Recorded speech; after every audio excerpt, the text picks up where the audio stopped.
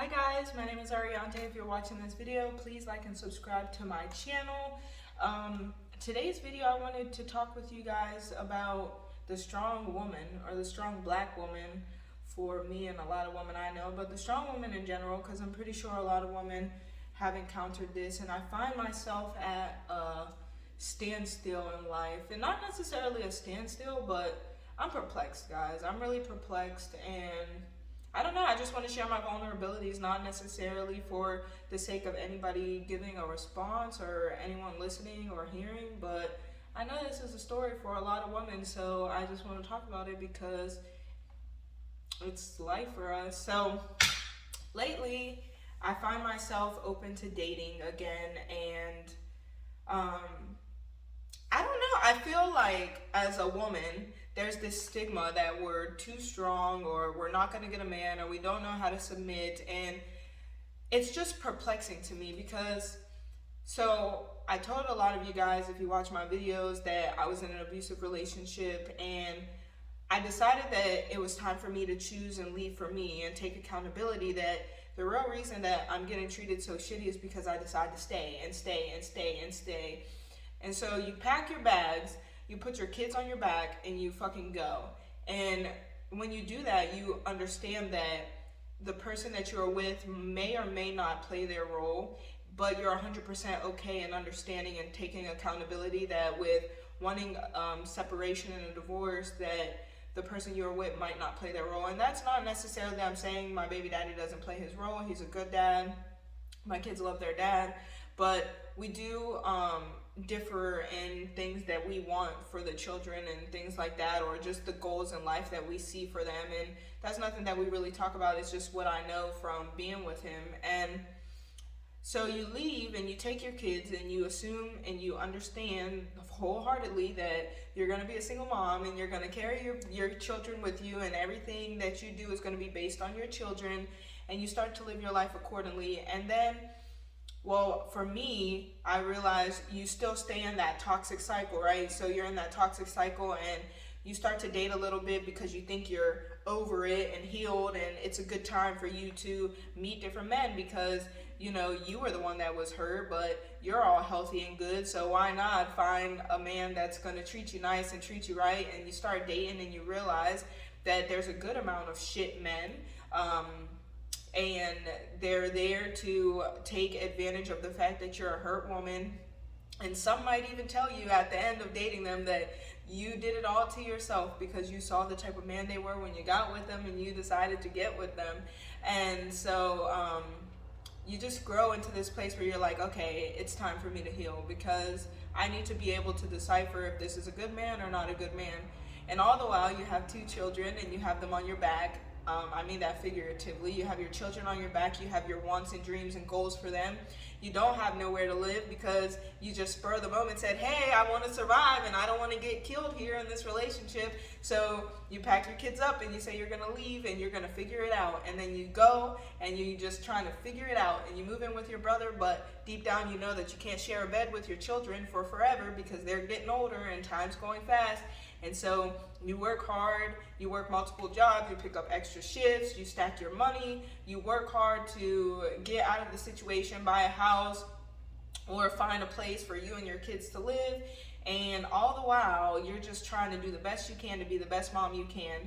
You stop relying and depending on the fact that a man's going to step in and do it, because at the end of the day, if a man never steps in to do it, your kid's future relies on if you can get it or not get it. And so you decide to get it because that's the best thing to do, right? And you find happiness in that, and you find solace in your power and your strength to put all this responsibility on yourself and get it done. And you start to chase dreams and things start working out and you start getting blessed and life starts happening for you.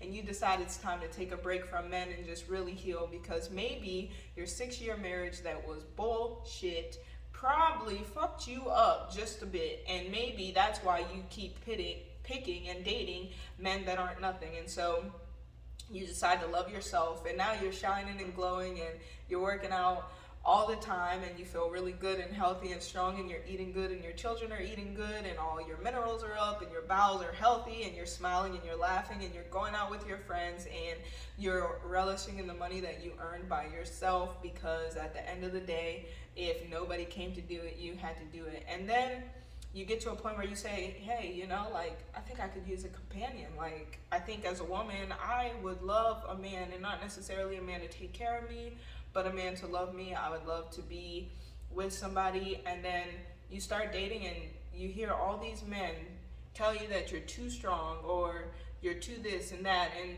so you're studying Shirazad Ali, trying to figure out where the fuck you went wrong, because you understand the need for submission to a certain extent. You're not belittling a man or calling him out his name, but maybe just the mere fact that you are in control of your life wholeheartedly and you are not depending on a man for anything at all might be a little daunting, and you're not submissive enough, and you're not,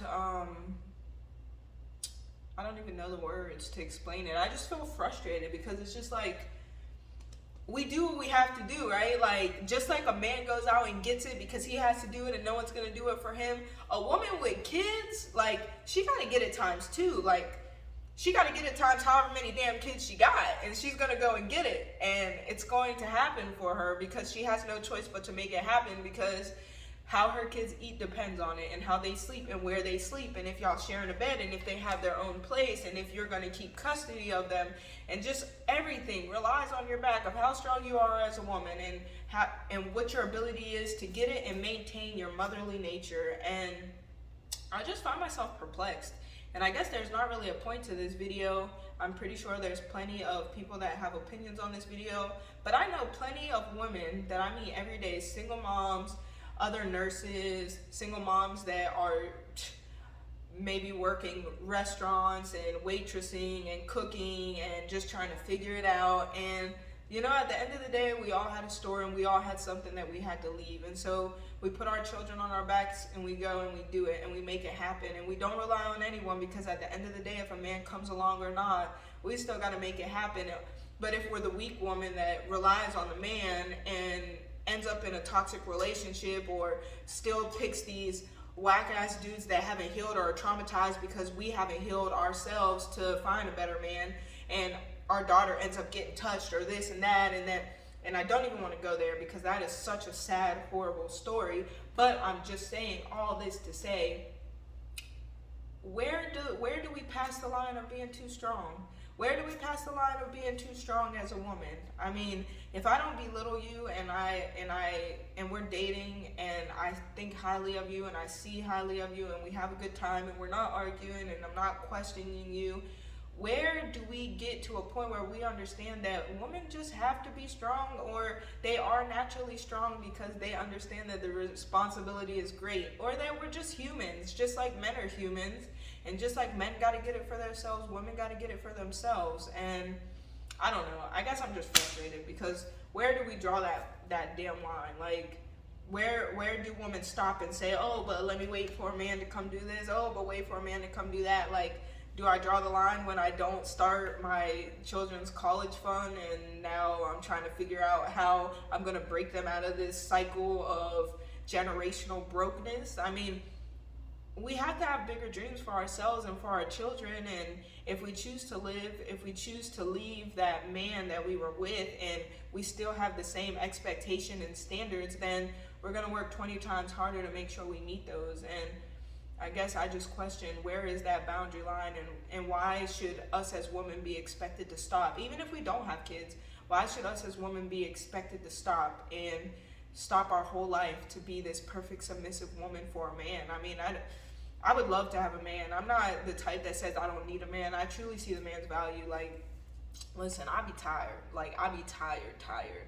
So, I mean, I fully understand the role of a man in my life and the need and importance for a man. So I'm not trying to say, like, fuck men or we don't need them. But if a man never comes, I need to prepare for that possibility. And I need to be able to work that hard and prepare that hard and secure the bag that hard and be in control of my life that much to make sure that my legacy is sealed and secured, whether it comes in a package with a man or not. And I just don't know.